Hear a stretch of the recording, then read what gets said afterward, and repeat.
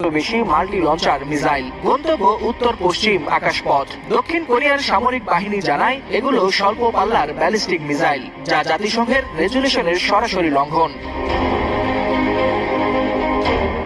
সামরিক বিশ্লেষকদের মতে এই মিসাইল ছোড়া নিছক কোনো সামরিক মহড়ার অংশ নয়, বরং আন্তর্জাতিক বার্তা। কারণ একদিকে যখন মধ্যপ্রাচ্য ইরান ইসরায়েল সংঘাতে উত্তাল, ঠিক তখন কিম জং উন জানিয়ে দিলেন ইরান একা নয়। প্রেসিডেন্ট কিম বলেন, আমরা আমাদের বন্ধুদের ত্যাগ করি না, ইরানকে আমরা পূর্ণ সমর্থন জানাই।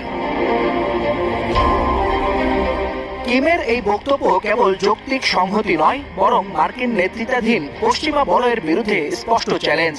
উত্তর কোরিয়া নিজেদের সেনাবাহিনীকে যুদ্ধ প্রস্তুতির সর্বোচ্চ স্তরে রাখার ঘোষণা দিয়েছে, যা বিশ্বব্যাপী উদ্বেগ বহুগুণে বাড়িয়েছে বলে মনে করছেন সমর বিশ্লেষকরা।